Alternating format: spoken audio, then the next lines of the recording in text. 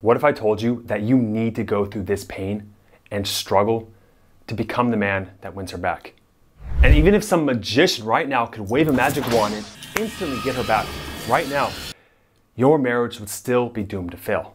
In fact, every couple must go through this dark period to eventually reach the light.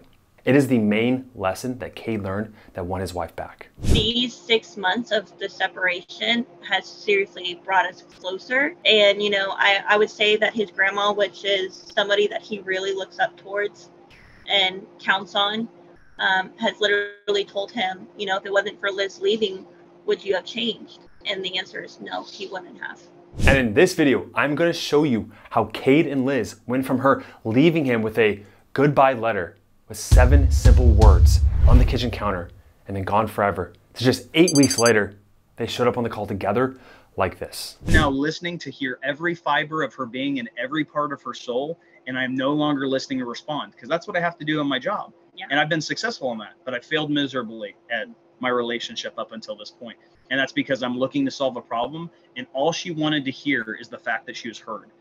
And I do hear her now, and I understand, and I feel her, and I validate her, and I love her more than any eloquent word can possibly be had an utterance to. That is the truth. And I do love you. Now, Cade got his wife back in 8 weeks using only 3 simple habits that you're going to learn today. So let's jump in.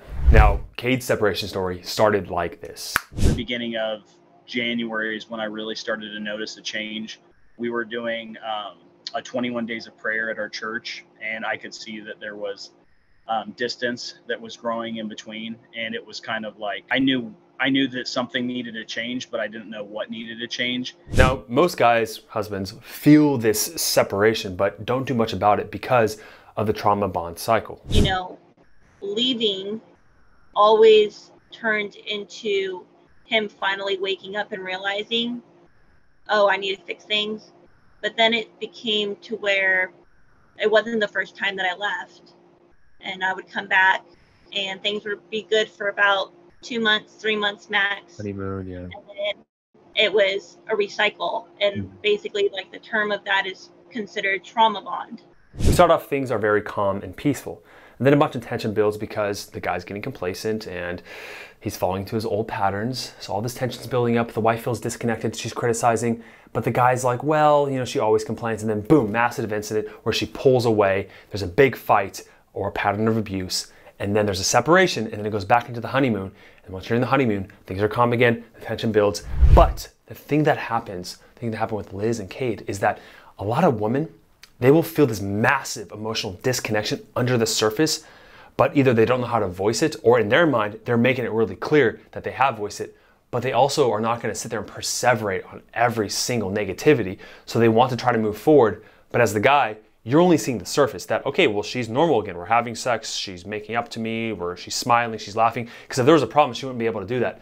That's not the case. You see, a woman can compartmentalize, which means she can take something, emotionally disconnection, put it away, and then show something different on the surface. But as a guy, we're really logical. We're like, if something bothered you, you would tell me.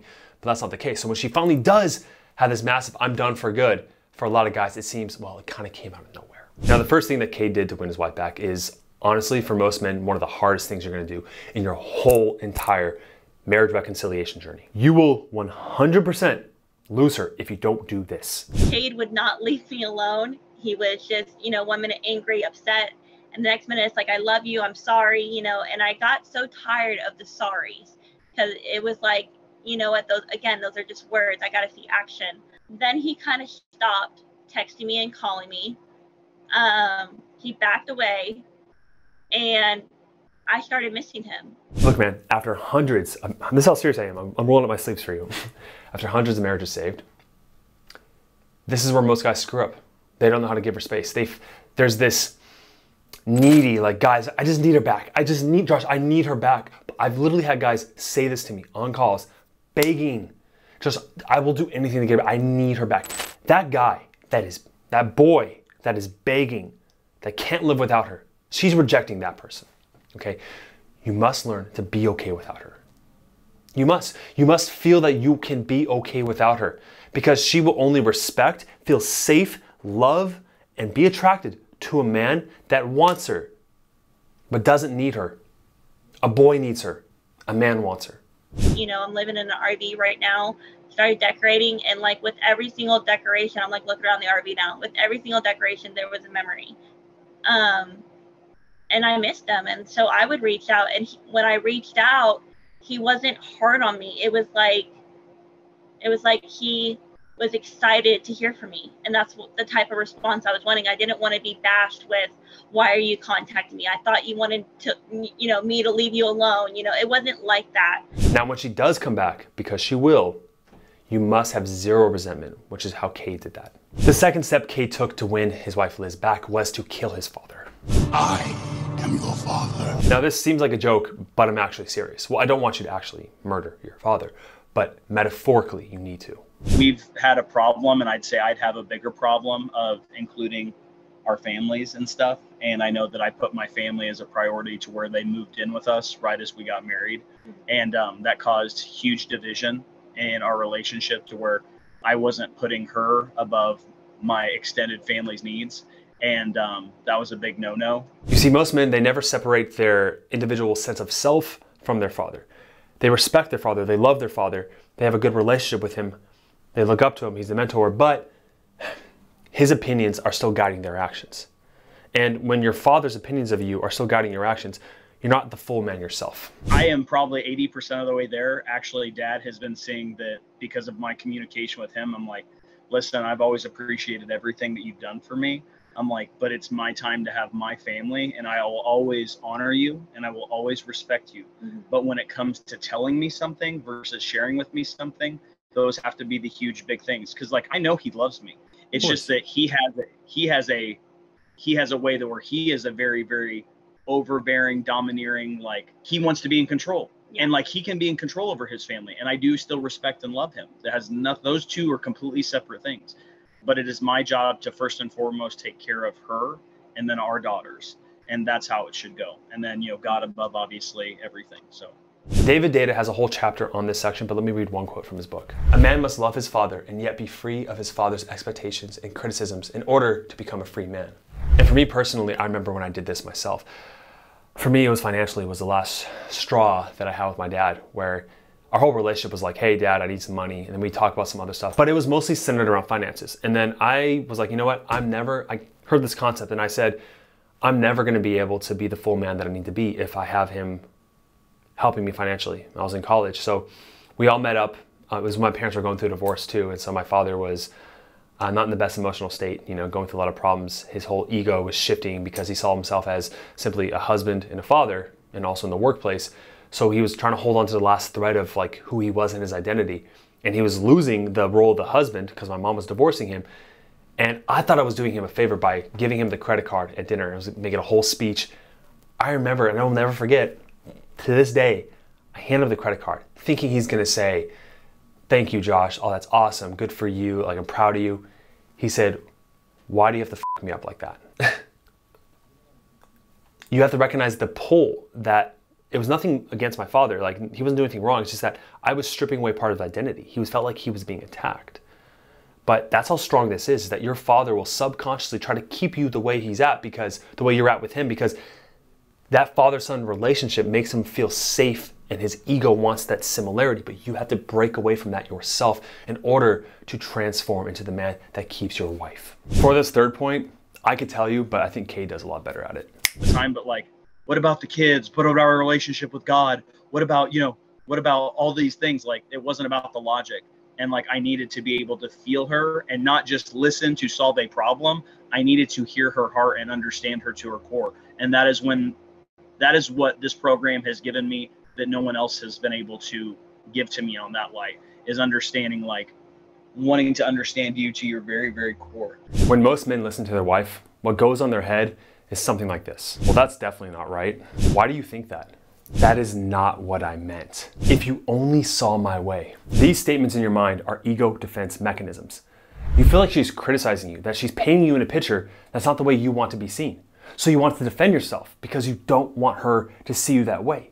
It is not objective reality in your mind. But in your defensiveness, she's not feeling understood, respected, or heard. So what happens is that with your logic, you are creating an emotional disconnection with her.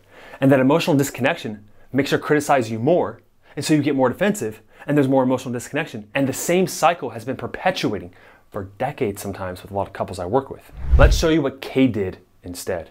Ways to truly listening, like truly looking in someone's eyes and letting them know without even truly saying anything, letting them know that you would give your life. Because I believe that is the biggest form.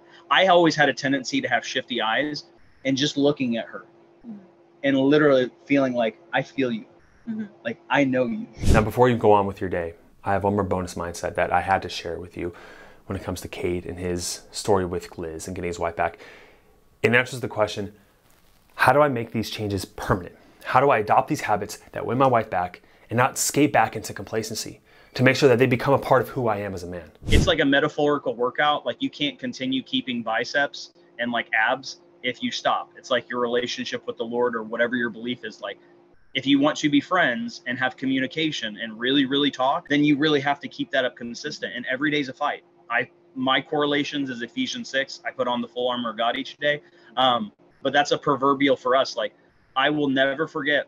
I've asked the Lord now to take the hurt away, but I want the scar to be from here to here. That way, every morning when I wake up, I see how big that scar is, and I never forget it whatsoever. And that way I know each morning I'm like, every day is precious. It is a statistical anomaly that I'm able to wake up next to my beautiful wife and be able to cherish her. Underneath all the tactics, strategies, and game plans and steps that I always provide with you, at the end of the day, all of these behaviors that win your wife back become automatic whenever you adopt the right mindsets and beliefs about yourself. This is a process that I spent my whole past 10 years devoted to, transforming men from the ground up, reshaping who you are, becoming the man that your wife just adores and looks up to. You are her personal savior on this planet. And I don't say that as some, I really mean that.